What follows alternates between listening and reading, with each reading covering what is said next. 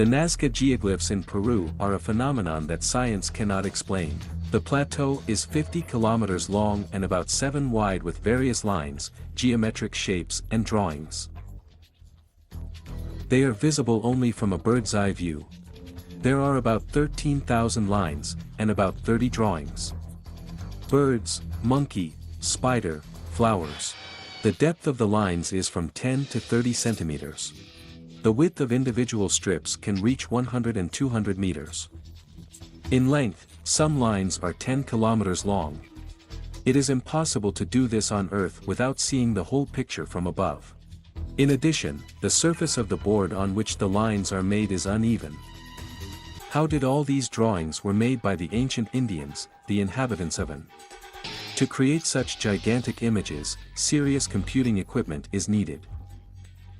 But even if they did without it, to whom were these identification marks addressed? Swiss researcher of ancient civilizations Erich von Däniken has devoted many years to the phenomenon of the Nazca Plateau and believes that he has got close to the solution. Usually people show figures of spiders, monkeys and so on and pretend that this is the whole point. Or show narrow lines that are about 1 meter wide. The longest of them is 23 kilometers. But what is not shown to the viewer, what is visible from the air, these huge runways. And these stripes are the most important thing. According to Erich von Däniken, in ancient times someone used this plateau as an airfield or landing pad. And this may explain the mystery of parallel expanding lines. That's how I imagine it. The mother spacecraft was in orbit. Measurements were made from it. For example, they need resources, minerals, or, possibly gold. From the ship they see the place of birth. This place is uninhabited. They understand that they will not harm anyone. And then they send a machine automaton robot. He lands on the Nazca Plateau. He sinks deeper and deeper, sand and rocks fly around, the car lands and starts drilling. Makes measurements of what resources, minerals are here and then flies away. The line remains. A trapezoidal line, the wide part of it is located in the place where the robot landed. At the place where it took off, it narrows. Technical experts are sure that people could not manually apply even part of the lines on the Nazca Plateau. All images are characterized by two elements, a spiral and a whip-like figure. They occur on a variety of scales, but they are always closed. According to scientists, this proves that the lines were drawn from above and continuously. The emitter of the energy that did this, according to the principle of operation, can be compared with a oscillograph. The Nazca drawings have a strange feature. All of them are made with one line without a break, which does not intersect anywhere. Physicists noted the similarity of the drawings of the lines with electrical circuits made by a single conductor. It cannot but intersect, otherwise a short circuit will result, it will not be interrupted, in this case there will be a break in the circuits. When Professor Yevgeny Fedish first saw the Nazca lines, he thought that they resembled printed circuit boards, and the individual figures were very similar to modern fractal antennas. It turns out that the Nazca board is a communication complex. If the Nazca lines act like an antenna, that is, they receive and transmit signals, then the question arises, where is it directed? The answer to this question should not be sought on Earth. Another proof in favor of the hypothesis of an ancient alien visit are the ruins of architectural structures around the world. Moreover, according to military experts, some ancient palaces look as if they were hit by a ballistic missile, and purposefully. Moreover, archaeologists have found facts in favor of the fact that nuclear weapons were already used on Earth before our era. Only it was owned not by people, but by gods. In 1922, archaeologists found the ruins of the mountains, which they called Mohenjo-daro. No traces of the virus were found in the remains of the residents. The skeletons lay as if people were calmly walking the streets before the disaster. Some remains were examined in detail. It turned out that the radiation background norm in the bones of the ancient Hindu was exceeded 50 times. At the same time, the stones were preserved traces of instant melting, explosion and fire. The catastrophe came unexpectedly and very quickly. However, there is another version of the death of Mohenjo-daro. The description of the catastrophe in the ancient Indian epic is very similar to what happened during the Tunguska explosion. In the same way, the sky lit up, fireballs appeared in it, and then there was an explosion. In Bolivia, there are mysterious ancient ruins, Pumapunku.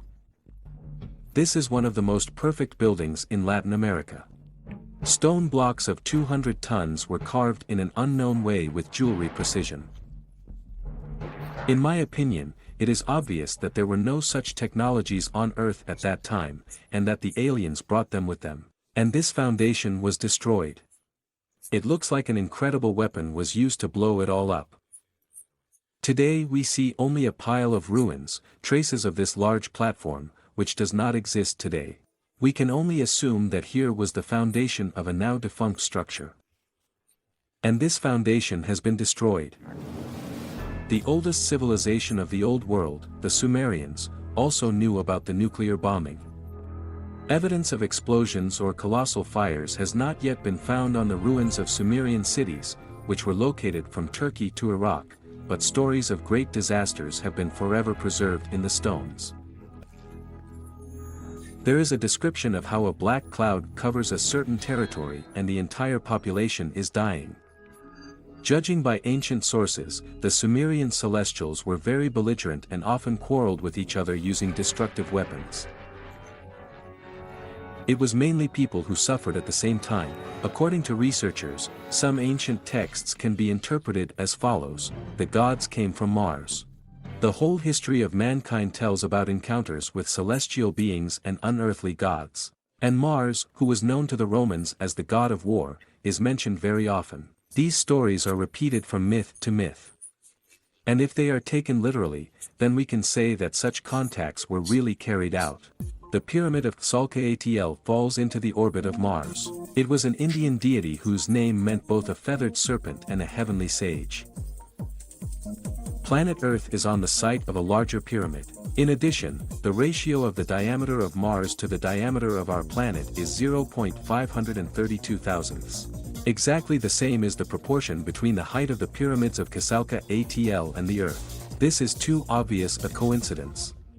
The pyramids were originally a link between the Earth and the sky. Even in the Bible, the story of the creation of the Tower of Babel is the construction of a pyramid. And there have always been small temples at the top of the pyramids. And in these temples, people believed in it. There were meetings of those who came from heaven. Geologist Vladimir Avinsky has found a mathematical proof of the connection between the Martian civilization and the Earth. The scientist was friends with the famous science fiction writer Alexander Kazantsev. The theme of Mars and Phaeton fascinated the latter so much that he created the novel Poets, where he described the tragic fate of the lost world. It was Kazantsev who drew Avinsky's attention to the strange regularity of the location of stones in the ancient British observatory of Stonehenge. That's how it all started. Here, in terms of Stonehenge, I found such a strange figure, a special pentagram.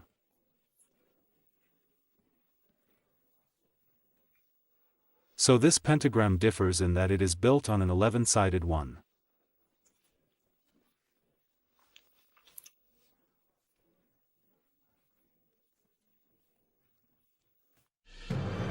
This figure uses an angle equal to 1/11 of the arc of the circle.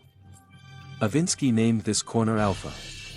For the sake of interest, I began to look for it in other structures of ancient civilizations, and found it. In each. The stepped pyramid of the Earth fits, as it is written here, in 6 alpha.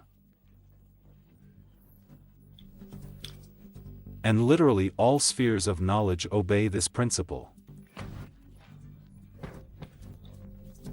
Or in geometric terms through the critical angle alpha multiplied by 2, 3, 5, 6, or in metric terms 11, 22, 44. And then Vladimir Avinsky applied his magic pentagon to the plan of the Martian pyramids. What he saw shocked him. The alpha angle was used everywhere. The Martian pyramids are clearly older than the terrestrial ones. If he discards the ancient texts, then there will remain impartial geometry and mathematics. It proves that structures on Earth and on another planet are built according to a single engineering plan. It may seem an incredible coincidence, but the discovery of candidate of technical sciences Svetlana Pavlova unites ancient myths and the latest data from astronomers and mathematicians. She devoted many years to deciphering the ancient Egyptian calendar, the Dendarian zodiac. This is a stone panel on the ceiling of the temple of the goddess Hathor in the city of Dendra. It depicts the gods denoting the constellation of the zodiac and the planets of the solar system. The bas-relief is called the Dendarian zodiac or the calendar of catastrophes. Only the Hierophant high priests knew about its existence in ancient Egypt. Hathor Temple was a special place. No pharaoh had the right to change the ancient drawings of the Temple of Hathor, which has repeatedly happened to other temples. Everything was aimed at preserving these colored murals on the ceilings at any cost. The original golden zodiac was chipped and taken away by French archaeologists during Napoleon's invasion of Egypt. Today it is kept in the Louvre. Hundreds of astrologers from different countries tried to date the position of the stars on the calendar of catastrophes. They did not get a single date until the 3000th year BC. Further, deep into the centuries, the researchers did not look, and in vain. Svetlana Pavlova worked with a photocopy of the original of the Dendra zodiac. She discovered in the calendar, with the help of mathematics and geometry, the most important message was recorded. Svetlana Pavlova believes that she has restored the meaning of the chronicle of that great catastrophe. An unknown planet is depicted between Mars and Jupiter on the Dendarian zodiac. Her symbol Seth is the god of war and destruction. So it was destroyed. But this is not the only cosmic catastrophe of the past. And worst of all, a terrible event occurs periodically. Svetlana Pavlova continues to work with zodiac to calculate the dangerous moment. But the cycle that is clearly marked here is 20, well, roughly speaking, 26,000 years. And this cycle has already passed through the Earth more than once. And this means that cosmically the Earth falls into certain points, which are marked here, regularly.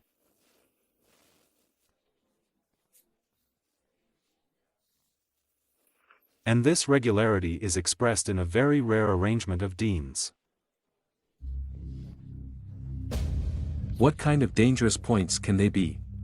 Experts tend to decipher it this way. It is known that the Sun, together with our planets, moves in a spiral around the center of the universe. This path is incredibly long and no one knows what awaits us in the depths of space. Scientists suggest that the solar system may pass through areas of asteroid clouds. They can attack our planet. However, the threat to Earth may come not only from alien galaxies. There are a great many asteroids inside our solar system. By the way, if the inhabitants of Mars and Phaeton were so highly developed, where could they evacuate in case of asteroid danger? In all the myths of all peoples on our planet, the gods, they are the highest beings, are described as omnipotent. They did things that today seem to us like miracles from the fairy tales of the 1001 Nights. Here I can quote the famous writer and scientist Arthur C. Clarke, who said that any sufficiently advanced technology is almost indistinguishable from magic. That is, it is clear why our ancestors took these alien creatures for omnipotent gods. What these gods were doing was unearthly, supernatural, was a miracle. In fact, if we assume what the weapons of the future may be, among thermonuclear bombs, neutron guns and laser blasters, giant celestial stones that kill the entire planet at once will be the most effective. It seems that the ancient gods, if there were any, did not downplay the asteroid danger. And, probably, they left a covenant for people. It was discovered by Doctor of Technical Sciences Alexander Lazarev, studying the heritage of the ancients. The professor claims that the proportions of the Egyptian pyramids recorded the scenario of the future end of the world. And it will happen precisely from the impact of an asteroid on the Earth. This idea came to him after deciphering ancient texts. Alexander Lazarev is known for his works on the interpretation of the Bible and the verses of the prophet Nostradamus. According to the professor, the ancient initiates thus warned us, their descendants, about the periodic test that lies in wait for the Earth. Last time, according to Lazarev, Atlantis died like that. But the powerful priests foresaw the catastrophe and escaped by transmitting a warning about the coming disasters. And all this knowledge is embodied in a three-dimensional stone model of pyramids and ancient temples. There is one strange observation. No civilization on our planet has existed for more than 6,000 to 8,000 years. And always the cause of her death was a natural disaster. Is this a fatal inevitability, an unknown law that prevents humanity from reaching heights? Or indeed, the cosmic abyss is just waiting to destroy us with one blow of a stray stone? And any warnings in this regard should be taken seriously.